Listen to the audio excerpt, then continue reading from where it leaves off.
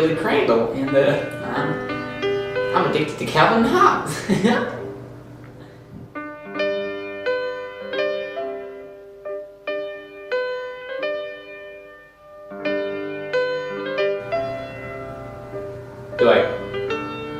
that cut? Calvin and Hobbes by Bill Watterson, which ran from 1985 to 1995, plays with a certain nostalgia that we all experience as we grow up. We were all children once, and the way we saw the world back then varies vastly from how we may see it today. So how did you get introduced Hi.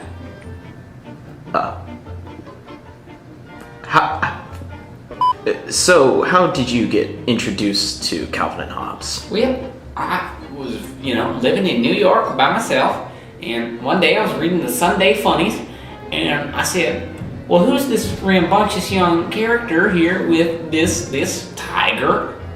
That's an odd pair. You think the tiger would maul this child of sorts, and I was captivated, and little did I know that they weren't enemies, but truth be told, they were the best of friends. And right then and there, we had a threesome of friendship. Just a good me, Calvin, and Hobbes. Where Bill Watterson deserves credit in his work is for the artistic recreation of the childlike senses of wonder through his character Calvin, and the way he interacts with the world around him, both real and imaginary. In the original Calvin and Hobbes book's foreword, cartoonist Gary Trudeau recognized most people who write comic dialogue for minors demonstrate surprisingly little feel for or faith in the original source material, that is, childhood, in all its unfettered and winsome glory, and ultimately praises Watterson as the reporter who's gotten it right. The situational playfulness of a child and his stuffed tiger toy, which assumes the role of his anthropomorphic companion, lends itself to creating content that is both harmless and entertaining in its make-believe elements for younger readers, but also deep in meaning when you look back at it as an adult. How often do you read these books? When don't I read Calvin and Hobbes? That's a question. Maybe when I'm falling off a building, but that hasn't happened yet, so I'll keep reading. all the time. I don't stop. And these universal messages are exactly what Watterson wants to protect as the creator, author, and artist. In an interview with Comics Journal in 1989, Watterson publicly expressed his disinterest in licensing Calvin and Hobbes for commercial profit from an artistic standpoint. Watterson stated, "Basically, I've decided that licensing is inconsistent with what I'm trying to do with Calvin and Hobbes. I take cartoons seriously as an art form, so I think with an issue like licensing, it's important to analyze what my strip is about and what makes it work." Are there any moments in your life where the words of the comic become real to you, that you experience the things that Calvin experiences? Well, yes, I was at the San Diego Zoo the other day, and I saw a tiger, and I said, Hobbes! Hobbes! Thinking everybody would join in, and they didn't, because the world is a cruel place, and I think in Calvin and Hobbes, they show that. The world is a cruel place, but they find the beauty in the little things, in the wagon rides, in the swimming in the cold rivers. It's the little things in life that matter. You know. Rather than sell out his characters to easy merchandising grabs, Watterson instead has relied on the success of the comic strip itself to spread his themes on childhood and adulthood. The grand adventures Calvin finds himself are not something Watterson is interested in removing all the subtlety from. Several bootleg Calvin and Hobbes merchandise items such as t-shirts and bumper stickers have appeared over the years, but all of them epitomize the diminishing effect of licensing art that Watterson strives to avoid. In Watterson's eyes, his art is sacred, and the humor is situational and often episodic. It relies on conversation and the development of personalities and relationships. These aren't concerns you can wrap up neatly in a clever little saying for people to send each other or to hang up on their walls. Are you happy with his decisions not to license the comic, and that he keeps it the integrity of the... Of course! I mean, Would I like more Calvin and Hobbes? Of course. Would I like a movie? Of course. Would I like Calvin and Hobbes everything? Of course. But there's something beautiful about not having, letting your imagination trickle down to the thoughts of what could be. Once you've done something right, don't change it. We're talking to you, George Lucas. Don't tweak something that's already perfect. And Bill Watterson understands that. Maybe he should direct the new Star Wars. Calvin and Hobbes deals with the fantastical workings of young minds and how the elaborate and genuinely far-fetched designs of these internal processes interact with the real world. Beyond the use of Calvin's stuffed tiger Hobbes as an imaginary friend, Watterson, through Calvin's vivid imagination, takes Calvin and the readers into various substitutions of reality in several regularly referenced alter egos, each blurring the characters and situations of the real world with those Calvin constructs in his mind. Well, you found my Calvin and Hobbes books. This one is called It's a Magic World. This is the first one I ever got. I got it when I was 1 year old for my first birthday. Couldn't read then, but I love looking at the pictures. And then I got all the other ones the next day. And ever since then, I'll just do what I call the Calvin and Hobbes dive, where I just dive right in. You know?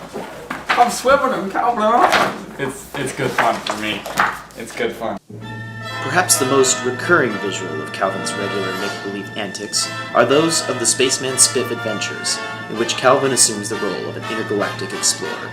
With the reality of Calvin's mom forcing the reluctant Calvin to take a bath in the final panel of this example, the juxtaposition of Spaceman Spiff's imprisonment by the nefarious alien, his mother, provides a clear window into the wild imagination of a young boy who resents bath time, a feeling not too uncommon for most readers, at least at some point in their lives. As Gary Trudeau points out, fantasy is so accessible, and it is joined with such force and frequency that resentful parents like Calvin's assume they are being manipulated, when the truth is far more frightening. They don't exist. The child is both king and keeper of his realm, and he can be very choosy about the company he keeps. Since you are a self-proclaimed Calvin and Hobbes addict, I'm sure you've read the stories of Spaceman Spiff. Could you talk a little bit about that? Of course I have. Are you saying I haven't? Sorry. Sometimes I feel like the spaceman all alone by myself. But the Spaceman Spiff is a fictional character that Calvin imagines. He puts himself in these worlds, these complex worlds with aliens as the things he doesn't love in the world, like his parents who are mean to him and make him eat dinner. He portrays them as aliens and must rescue the world and save the day. It's precocious, but it's what we love to see. We all have fantasies. Like Spaceman Spiff, the Tracer Bullet fantasies flip Calvin's perceptions of the world around him into the daring life of a rugged and hard-hitting private eye detective. For these breaks from reality, Watterson evokes stylistic qualities of film noir to distinguish Calvin's Tracer Bullet dreams from the real world through the low-key lighting of the scenes, a technique of mise-en-scène used in filmmaking, emphasizing the stark contrasts of the shadows and outlines within the frame. Like a film noir scene, the recurring Tracer Bullet strips are cinematic in their framing, as opposed to the relatively flat staging of the normal characters, as exemplified with Miss Wormwood catching Calvin daydreaming in the reality reveal. Watterson masterfully adapts the storytelling style of the text with eloquent and witty first-person narration that we can only imagine Calvin saw in a movie or read in one of his own comic books, that he is now projecting into his thoughts from the outside world. Characters like Tracer Bullet represent a child's idea of resentment to authority, a belief 6-year-old Calvin thrives on.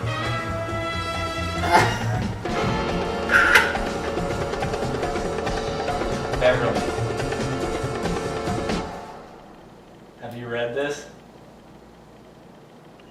Beverly. It's Calvin and Hobbes. Screw you, Beverly. Screw you, man. What have they gotten themselves into this time? Stupendous Man calls on the childlike yearning to be a superhero by fabricating an alternative to mild-mannered Calvin's normal lifestyle. The fantasy is another powerful tool for Watterson to contrast the superhero cityscape with the common schoolyard playground. Ultimately, Watterson's depiction of this pretend reality reveals that these imaginary acts of heroism are coping mechanisms for Calvin's fears. Other characters, like Calvin's classmate Susie Durkins, can't see Calvin's internal monologues as Stupendous Man, and therefore don't understand why he's taking so long to go down the slide during recess, when in fact, he's using these imaginary alter egos to overcome his trepidations, like his fear of heights. As a child, reading these panels, we are amazed by the idea of being a superhero. As adults, we see why we wanted to be superheroes in the first place. Now, a lot of other people in the world might pen the term creative for you. How do you react to these people that look at you in different ways? Well, Calvin was looked upon in many different ways by his mother, his father, Susie, his teacher. All of these people looked at Calvin differently, but Calvin, he never changed. He always was the rambunctious fellow that would go outside and see the dinosaurs, or ride in his wagon, or go swimming in the lake with Hobbes. Creativity, imagination. It's a beautiful thing, and I think that people these days, they don't know it. I'm sorry. I'm just angry, because imagination shouldn't die with age. You shouldn't feel that your imagination dies once your young age does, because that's not true. It's not true. They just don't understand what Calvin, what Hobbes are about.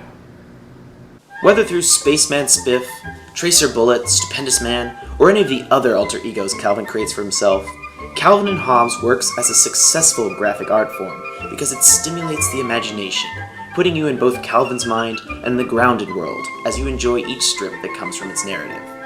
Bill Watterson accredits this experience in that he likes the tension that creates, where you've got two versions of reality that do not mix.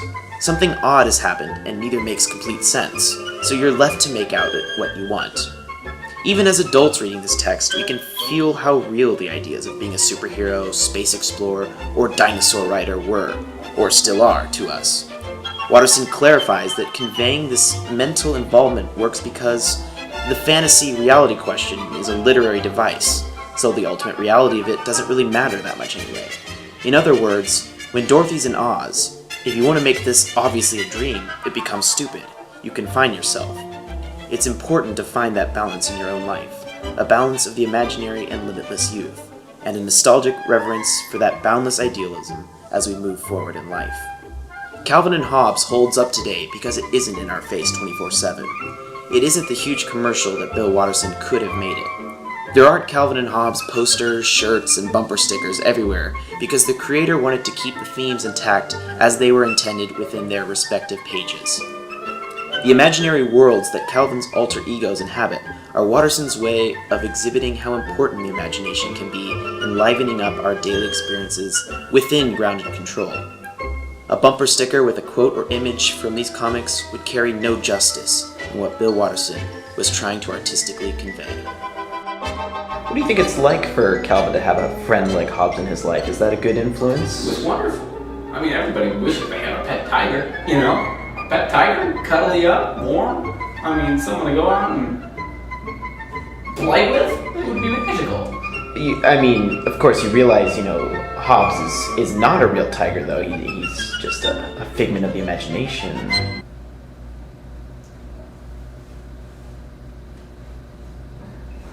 Afraid you lost me there, son. I don't quite understand what you're saying. Well, I mean, it's all in Calvin's head. He's a child, and what Hobbes is just. Let me stop you right there, son.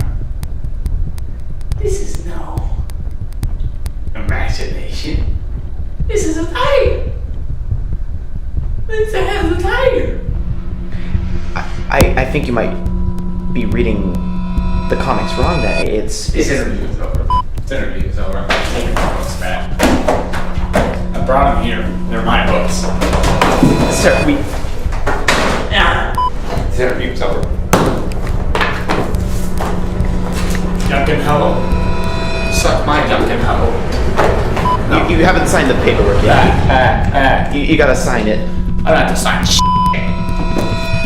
I have more. I don't need them. Stacy, call security. Call security.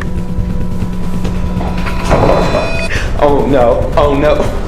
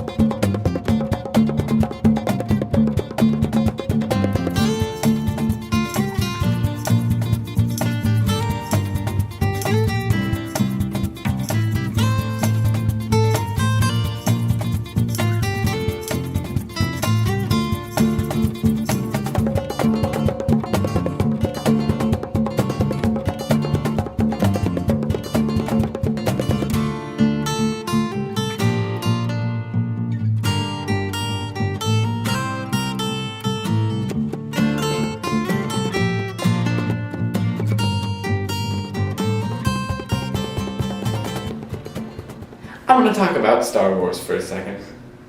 This is going to be in the bonus. This is Andrew Patterson talking now. This is going to be in the after the credits. Everybody in this class is watching right now. George Lucas, stop screwing with your films. Have a great class dismissed.